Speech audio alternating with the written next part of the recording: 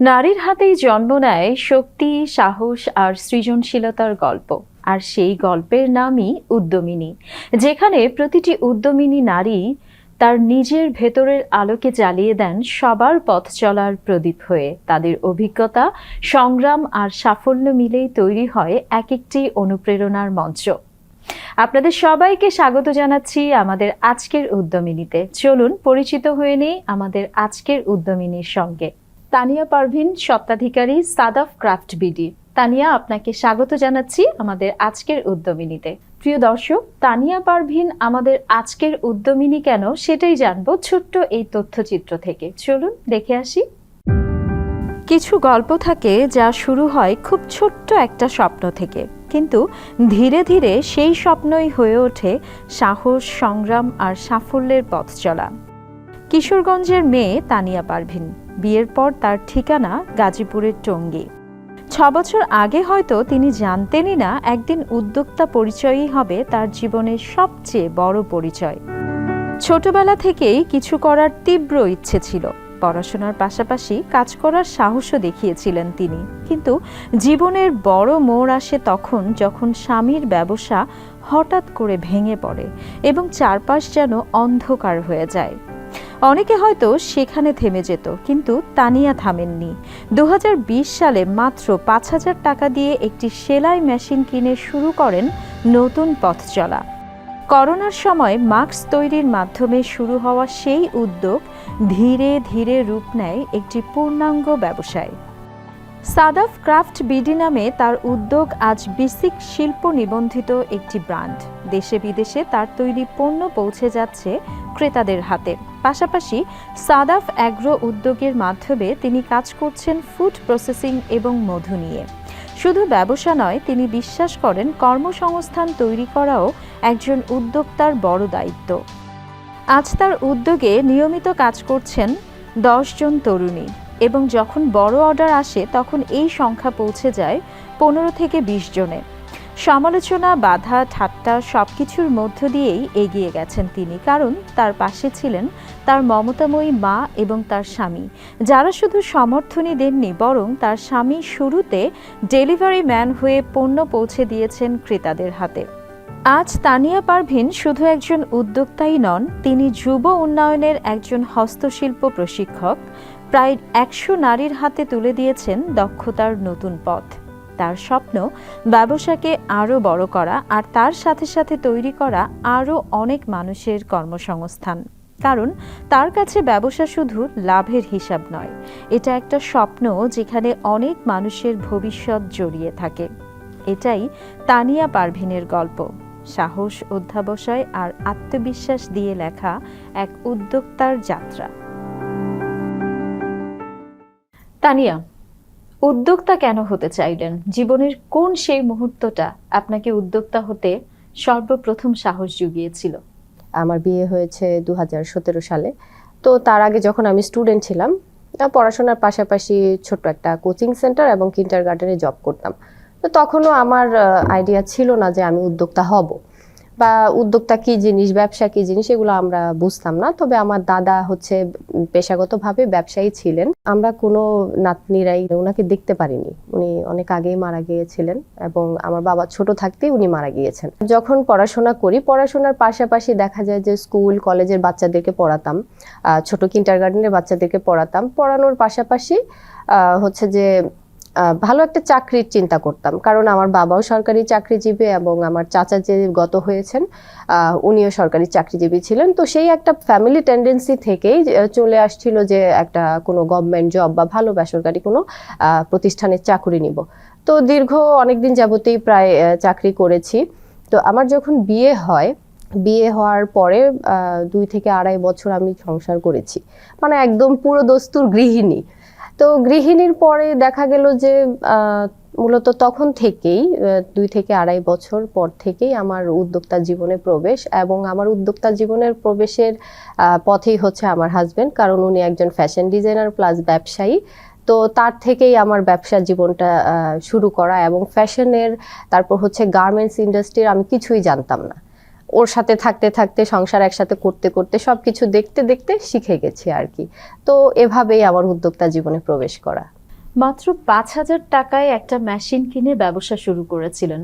সেই প্রথম দিককার গল্পটা যদি আমাদের সাথে একটু শেয়ার করতেন। অনেকের উদ্যোগ জীবনে গল্প শুনি যে 200 টাকা, 300 টাকা, 10,000 টাকা এরকম বিভিন্ন অ্যামাউন্টের একটা ব্যবসায় স্টার্টিং থাকে, ব্যালেন্স থাকে। তো আমার ব্যবসা শুরু করাটা হচ্ছে খুবই ইন্টারেস্টিং একটা বিষয় যে কোনো এক বছর আব্বা আমাকে 5,000 টাকা দিয়েছিল সালামি হিসেবে।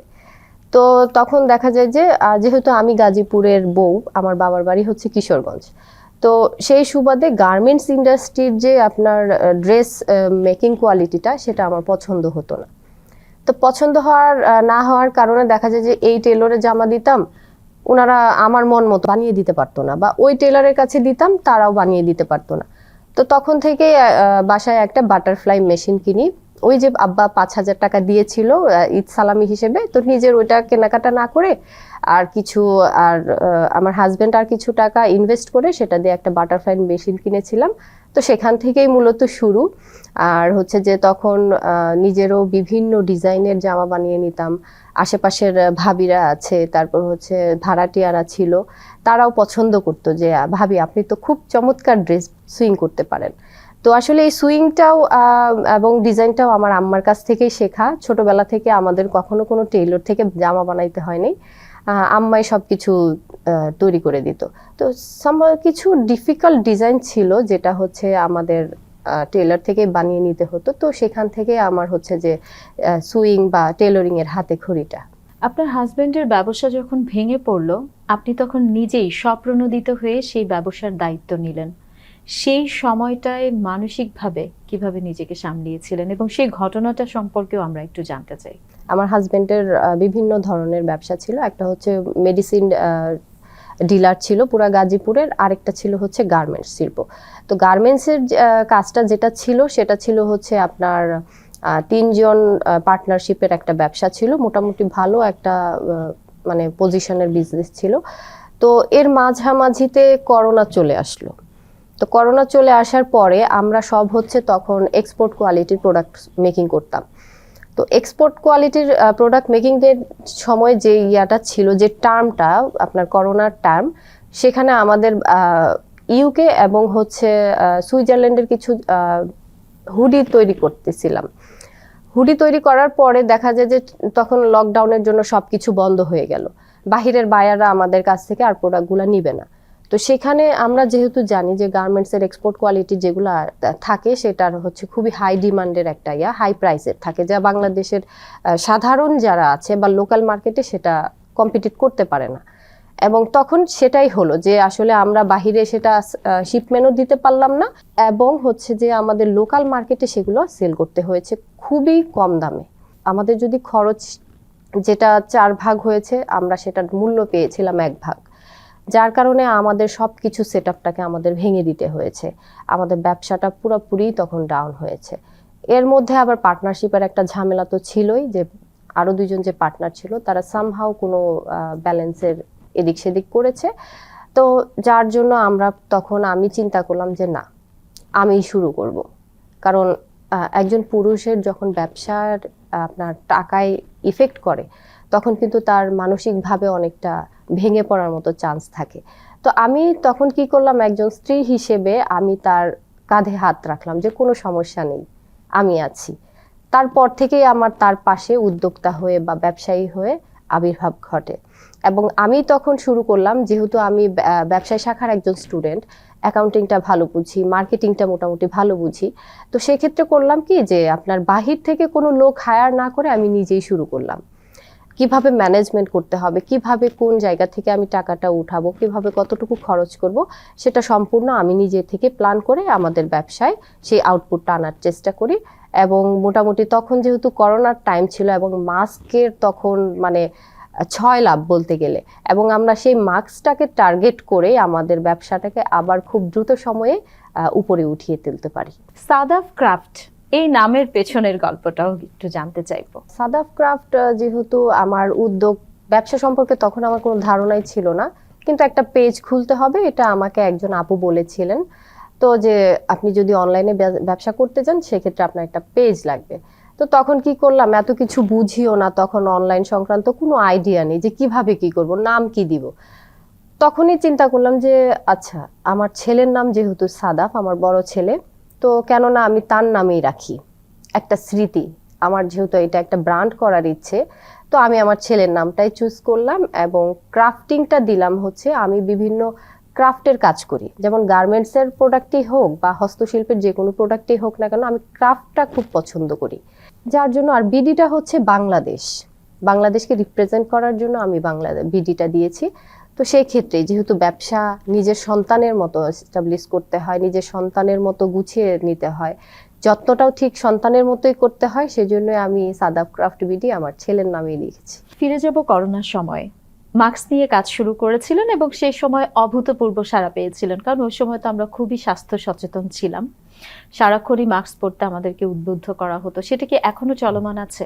জি, এখনো চলমান আছে, কারণ আমার ব্যক্তিগত যখন পার্টনারশিপ ছিল সেটার পার্ট ছিল আলাদা, এবং যখন আমি এককভাবে এক মালিকানায় শুরু করি তখন আমি মাস্কটা দিয়ে শুরু করেছিলাম।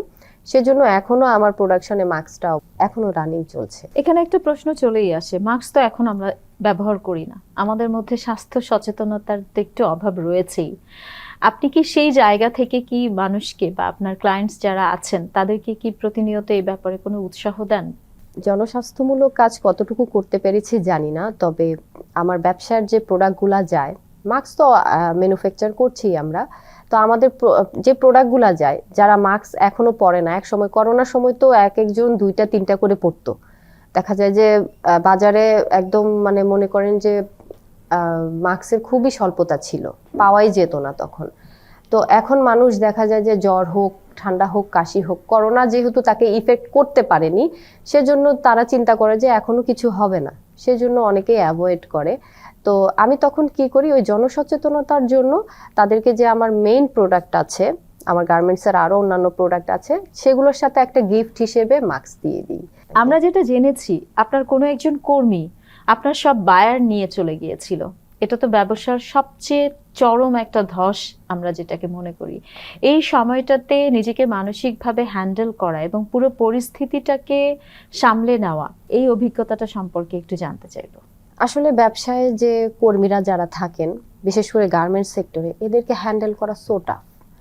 কারণ আপনি যদি ধরেন আপনার ব্যবসা থেকে 5টা মিনিটও এদিক সেদিক দেন, আপনার পুরো প্রোডাকশন তারা লস করে দিবে।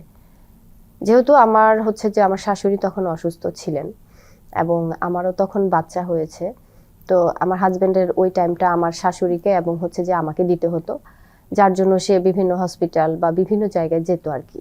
তো যার জন্য এই ফাঁকে কি করতো, আমাদের যে কিছু ধরা বায়ার ছিল, মানে পার্মানেন্ট বায়ার, ওদেরকে আবার কি করলো, আমাদের যে মেইন কর্মী যিনি, মানে ওর উপরে সব ব্যবসার ভারটা ছিল, তো সে কি করলো, একদিন এই সুযোগের কাজে লাগিয়ে সে আপনার নিজে একটা ছোট্ট ফ্যাক্টরি করে নিল ভিতরে ভিতরে। আমরা সেটার ধারণাও পর্যন্ত করতে পারিনি যে সে এই কাজটা করতে পারে। তারপর হচ্ছে যে সে যেহেতু ফ্যাক্টরি দিয়ে দিয়েছে, তার হাতেও অলরেডি ইনস্ট্যান্ট বায়ার পেয়ে গেছে, সে আমরা যে অ্যামাউন্টে ম্যানুফ্যাকচার দিতাম বা প্রোডাকশন করে দিতাম, সে তার চাইতে কিছুটা রেট কম রেখে সে তার আমাদের বায়ারটা নিয়ে চলে যায়।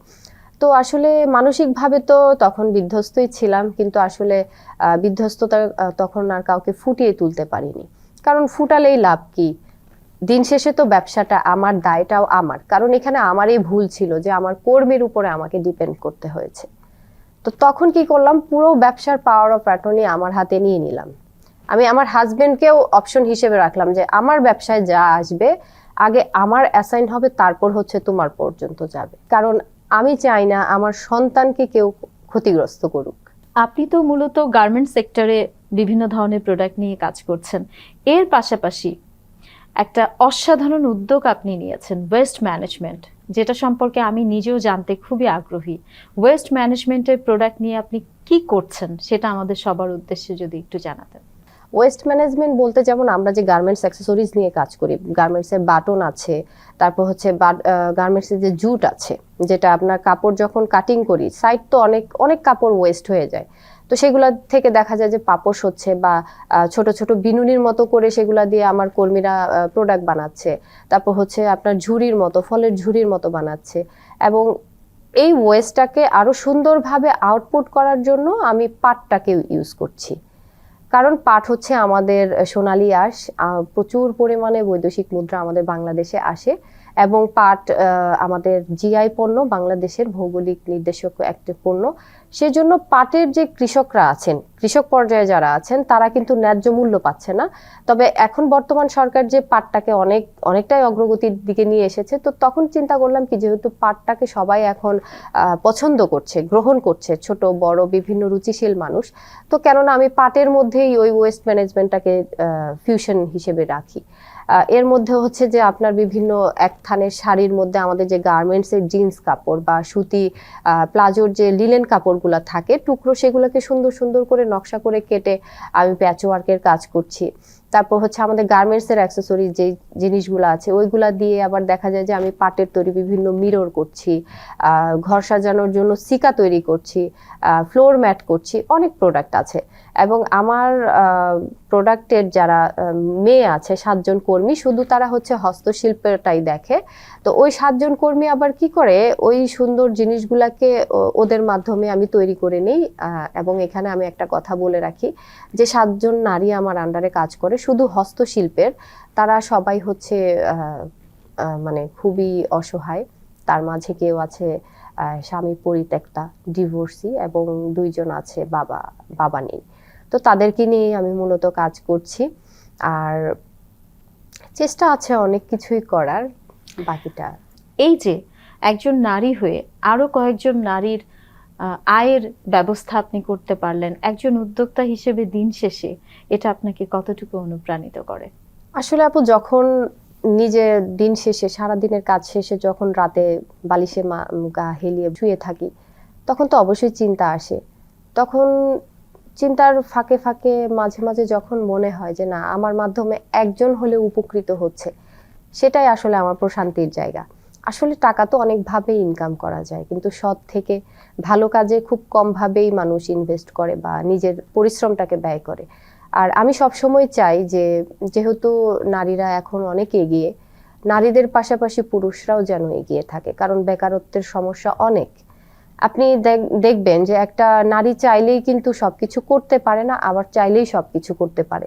সেরকম একটা পুরুষও কিন্তু চাইলে অনেক কিছুই করতে পারে না, আবার অনেক কিছুই করতে পারে। ইদানিং আমি দেখি যে অনেক বেকার যুবক ভাইয়েরা আছেন যারা বলেন যে চাকরি নেই, কিছু করতে পারছি না। আসলে এটা যারা বলে তারা কোনো কিছু মানে গায়ে গতরে না খেটেই বলে।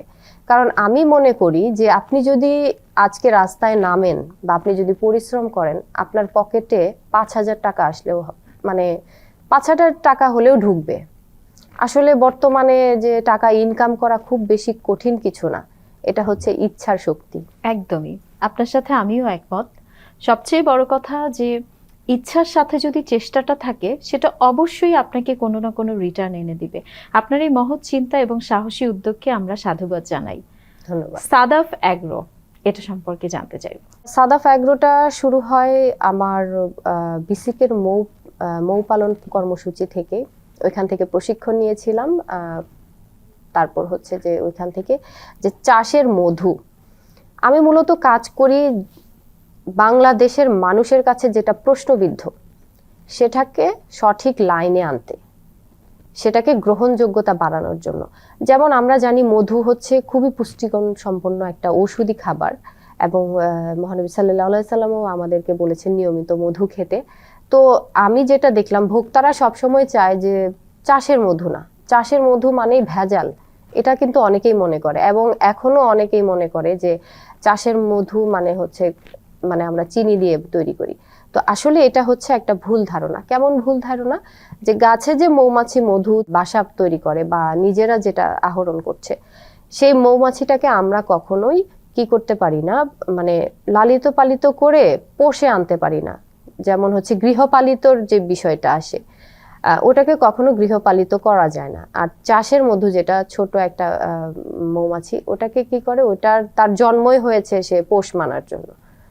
তো তাকে আমরা কি করে একটা ছোট্ট বাক্সবন্দি করে তাকে সেখানে রাখা হয়, তাকে নিয়মিত খাবার দেয়া হচ্ছে, তার যত্ন করা হচ্ছে। ইভেন গাছে যে মৌমাছিটা বাসা তৈরি করে, সে যে পরিবেশ থেকে মধুটা নিচ্ছে, দেখা যায় যে কোনো একটা জায়গায় মিষ্টির দোকানের উপরে একটা বড় গাছ থাকলে সেখানে হচ্ছে মৌমাছির বাসা ম্যাক্সিমাম টাইমেই দেখবেন, কারণ আমাদের তো এখন ওয়েদার চেঞ্জ হয়ে গেছে, বিশাল একটা গ্লোবালাইজেশনের যে ওয়েদার চেঞ্জ হয়ে যাচ্ছে, তো এখন তো আর ওইভাবে দেখা যায় গরমের সময় বৃষ্টির সময় ঠান্ডা, মানে একটা হযবরল অবস্থা।